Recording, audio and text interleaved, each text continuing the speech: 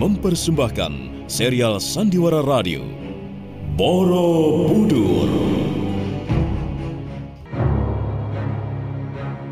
Di tanah Jawa, di saat kerajaan Mataram kokoh berdiri, setindak demi setindak, perlahan namun pasti, berdiri megah sebuah bangunan suci, Borobudur.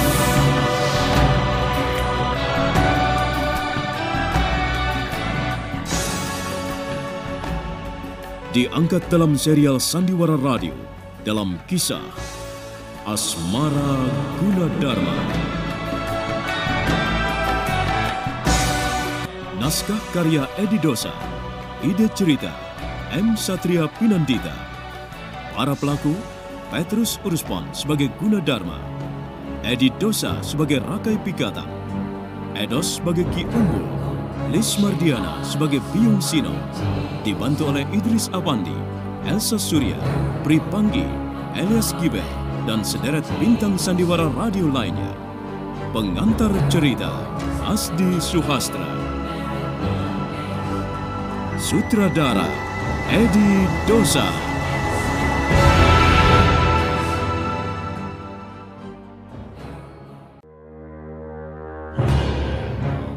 Pada kisah yang lalu diceritakan, Biung Sinom yang menggunakan jasad Ki Rembung mengejek serta memanas-manasi hati Purnawijaya dengan tingkah menjengkelkan. Ki Rembung tetap tampak tegar walaupun sudah berkali-kali menjadi sasaran hantaman Purnawijaya dan teman-temannya, sehingga keluarlah kalimat-kalimat yang seharusnya tidak diucapkan oleh seorang petinggi Mataram. Di tempat terpisah, Arawinda Nariswari menghajar Sasi lantaran cemburu. Tetapi justru berbalik, Sasi membuat Arawinda tidak berkutik. Namun saat Sasi ingin melampiaskan amarahnya dengan mempersiapkan pukulan mematikan, Tikorn mencegahnya. Sasi, sudah kukatakan, jangan mencari musuh di negeri orang. Tak ada gunanya. Kalau perbuatan ini diketahui oleh guru, coba bayangkan, nasib apa yang akan kita alami. Tapi dia yang menyerangku lebih dulu, Tikom. Jangan berbantahan, Sasi. Bukan. Tetapi jika aku diserang, apa aku harus diam saja? Apa aku harus menerima kematianku di sini, di negeri orang, begitu? Sudah diam, kataku. Tidak perlu bersilat lidah. Siapa namamu? Kenapa sampai terjadi perkelahian seperti ini? Aku Arawinda Nariswari. Dia sengaja ingin merusak hubunganku dengan Kakang Gunadarma. Gunadarma? Mana dia sekarang? Itu. Tidak. Rupanya telah terjadi kesalahpahaman di antara kalian. Saya saksinya. Dia datang bukan untuk merusak hubunganmu dengan Gunadarma. Justru dialah yang sudah menyelamatkan Gunadarma dari kumpulan pukulan yang diarahkan kepadanya tadi. Oh ya?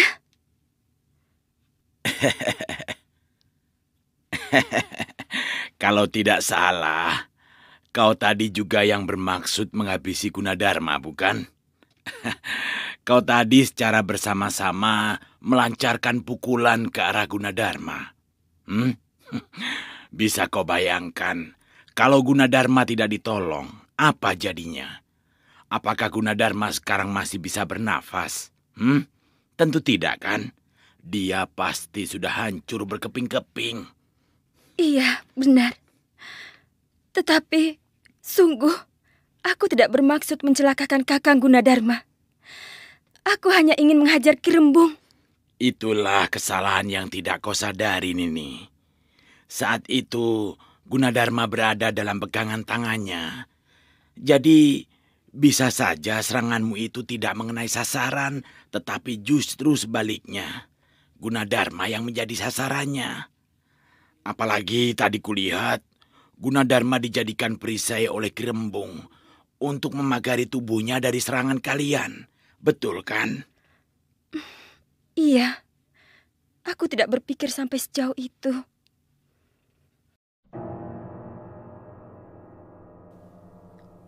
Rasakan kamu. Tidak bisa berkutik kamu sekarang ya. Ayo hajar terus. Ya bagus. Nah begitu. Jangan sampai dia mengeluarkan ilmunya yang lain. Iya terus. Waduh.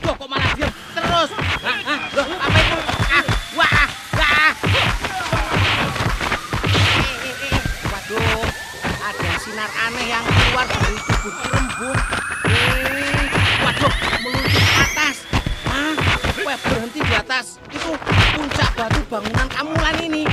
Wah, apa itu ya? Kok mengherankan?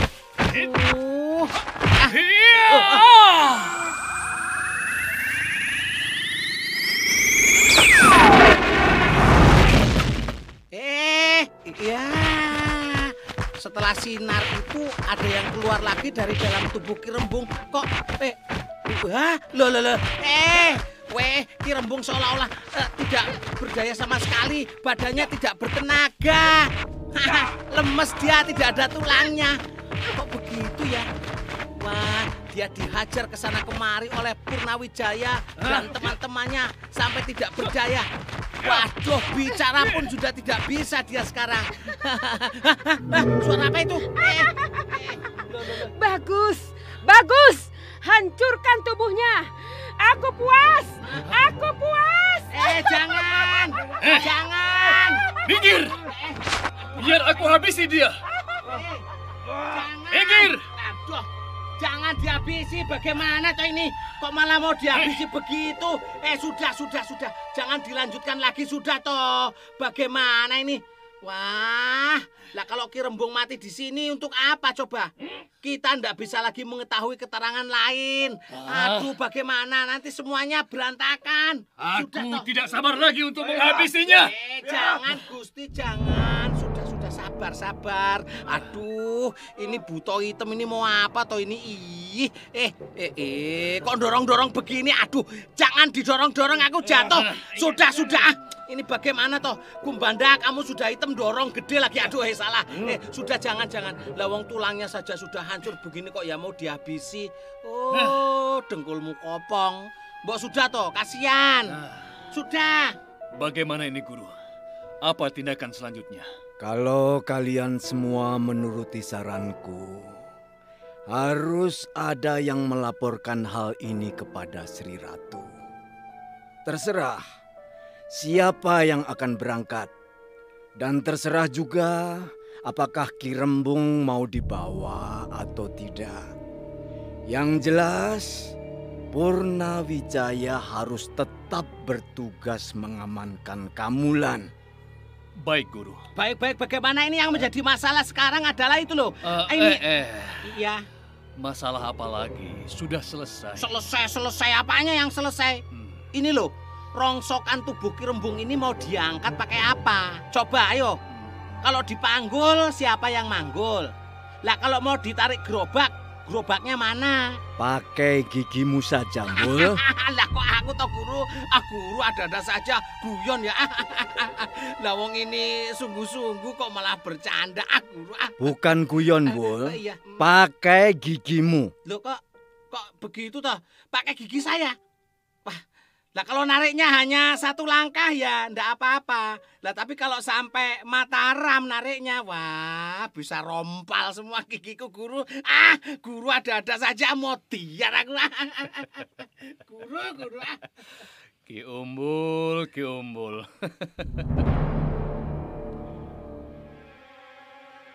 Bagaimana pendapatmu mengenai Purnawijaya, Udata? Mungkinkah dia sengaja mengkhianati kita? Saya memang sudah menaruh curiga semenjak dia mengutarakan maksudnya. Ketika ingin kembali ke pembangunan vihara, Guru. Tetapi terus terang, saya kalah suara. Saya kalah banyak dengan yang lain. Ya, jika saja saya pada saat itu ada yang mendukung, mungkin keadaannya akan berbeda dengan sekarang. Sekarang ini, kita harus menambah penjagaan lebih ketat lagi. Sebab saya khawatir, jangan-jangan Purnawijaya kembali kemari secara tiba-tiba dengan membawa pasukan Mataram. Udata, mengapa harus demikian cemasnya kamu? Kenapa tidak agak ringan dalam menghadapi segala masalah? Tenanglah, tenang. Ingat, selama di sini hidup kita sudah cukup sulit dengan berbagai persoalan dan masalah. Apakah kamu belum jelas? Jadi mengapa kita harus menambah lagi dengan persoalan? Kenapa?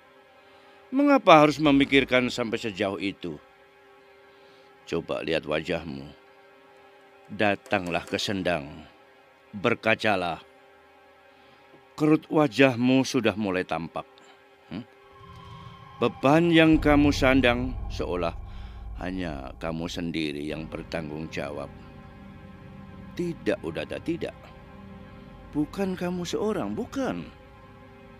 Masih banyak orang yang harus lebih bertanggung jawab daripada kamu. Jadi, tenanglah. Tenangkanlah hati dan dirimu. Pikiranmu jangan kamu paksa untuk berpikir yang memang belum mampu kamu pikirkan. Biarlah semua kejadian berlalu dengan sendirinya. Tapi jika kejadian itu akhirnya memaksa kita untuk bertindak, ya apa boleh buat?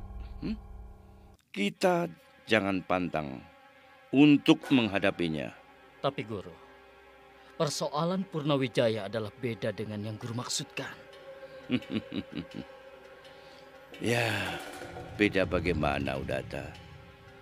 Sama saja, sama. Entah itu persoalan asmara, negara, ataupun apa saja. Jika memang kita tidak sanggup, ya jangan dipaksakanlah. Sebab berpikir secara paksa itu tidak pernah akan menghasilkan apa-apa yang baik. Saya rasa tidak, Guru. Saya hanya berusaha mencegah jangan sampai ada kejadian yang tidak kita inginkan muncul di kemudian hari. Kemudian kita belum siap. Nah, untuk mengatasi itu, Guru, tentu saya harus bersiap diri. Saya tidak mau hanya dijadikan sasaran empuk bagi mereka. Itu saja. Itulah yang kumaksud dengan yang kukatakan tadi. Udata, lihat. Guru. Mana buktinya? Mana? Sudah sekian lama warta mengenai penyerbuan gelar perang dari Mataram terdengar dan mengganggu pikiran kita semua yang berada di sini. Tapi mana? Sampai saat ini tidak ada kenyataannya. Tidak ada suaranya lagi. Nah, lantas apa sebabnya? Coba kamu pikirkan, Udata. Kalau mengenai hal itu, terus terang Guru, saya tidak mengerti. Saya sendiri juga sempat bertanya-tanya dalam hati saya. Kenapa sampai sekarang tidak ada serangan atau gelar perang dari Mataram ke Iwung? Ya, kalau menurut perkiraanku, sebab mereka masih memikirkan kita, tahu? Maksud Guru? Ya, dia tidak akan seenaknya menyerang lalu menghabisi kita. Sebab kita ini masih kerabat. Kerabat siapa, Guru? Kamu jangan meremehkan mereka, Udata. Salah satunya bisa jadi dari pengaruh Gusti Rani Pramudiawardhani. Aku merasa disepelekan oleh Paman Gunadarma maupun Paman Purnawijaya. Tidak pernah aku bayangkan kedua paman yang sangat aku banggakan itu ternyata bisa menelantarkan aku seharian di sana. Ya, siapa tahu kedua pamanmu itu sedang sibuk bekerja. Apa yang mereka kerjakan? Bukankah yang bekerja adalah para pekerja? Bukan Paman Gunadarma dan Paman Purnawijaya. Setauku mereka hanya mondar-mandir, nyuruh ini, nyuruh itu. Aku rasa keduanya memang sengaja menghindar bertemu denganku. Lalu, apa yang kamu kerjakan di sana? Ya, apalagi pekerjaan yang lain membosankan, menunggu. Menunggu di gubuk adem itu apa kamu sendirian? Iya, memangnya aku menunggu dengan siapa? Tapi kata Paman Yugawirya, ada yang menemanimu di sana. Orangnya cantik, putih, hidungnya mancung. Ya, pokoknya kamu lebih suka ditemani dia daripada ditemani oleh orang lain. Bahkan termasuk Paman Yugawirya, benar kan? Ibunda Ratu, jangan gampang percaya pada kata-kata orang lain. Paman Yugawirya kan suka berpanjang lidah, Ibunda. Bahkan katanya lagi, kamu sudah mulai bisa membandingkan kecantikan seorang wanita dengan keindahan setangkai bunga ilalang. Iya. Wah, kalau begitu Paman Yuga Wirya sudah bisa naik kedudukan 1 tingkat lagi. Tapi benar bukan apa yang dikatakan Paman Yuga Wirya? Ya, semuanya benar Ibunda Ratu. Wanita itu adalah Bibi Arawinda Nariswari, gemulai dan cantik. Lenganku dipegangnya dengan lembut dan rasanya adem Bunda, sejuk sekali. Bahkan lebih dingin dibandingkan dengan sentuhan tangan Ibunda Ratu sendiri.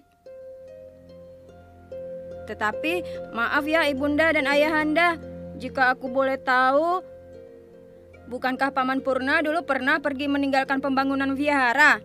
Tetapi mengapa sekarang ada lagi di sana? Apa sebenarnya yang terjadi? Saat itu, ketika kamu mendengar Paman Purna pergi, sebenarnya pamanmu itu sedang ada tugas penting yang tidak boleh diketahui oleh siapapun juga. Oh, jadi sengaja ya supaya aku juga tidak mengerti. Iya, benar. Karena itu menyangkut masalah keamanan Kerajaan Mataram. Jadi siapapun juga tidak diberitahu. Ya, benar begitu. Aku juga sungguh tidak habis mengerti. Kenapa Purnawijaya yang sudah jelas-jelas mengundurkan diri dari jabatan petinggi Mataram, mengapa kembali lagi? Apakah ini dilakukan secara tulus atau hanya sebuah jebakan? Atau bahkan mungkin Purnawijaya mematai Mataram? Oh, rasanya tidak mungkin. Sebab setauku, hampir semua rahasia Mataram, Purnawijaya sudah mengetahuinya. Lalu, untuk apa dia kembali ke sana? Dan anehnya lagi, mengapa tidak menghadap kepadaku terlebih dahulu? Membingungkan. Kenapa Ibunda Ratu malah terdiam? Tidak. Rasanya aku agak sulit mempercayai keterangan dari Ayahanda dan Ibunda Ratu. Batinku mengatakan bahwa ada sesuatu yang sengaja disembunyikan, betul kan?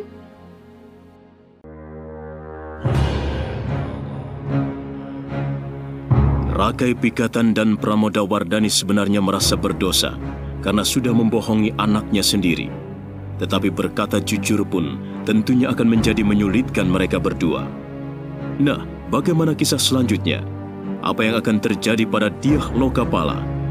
Juga apa alasan sebenarnya Purnawijaya kembali ke Mataram? Dan tindakan apa yang akan dilakukan Udata di Desa Iwung dalam melindungi dan membela Pangeran Balaputra Dewa? Saudara pendengar, untuk mengetahui jawabannya, ikutilah terus serial Sandiwara Radio ini. Borobudur. Sampai jumpa.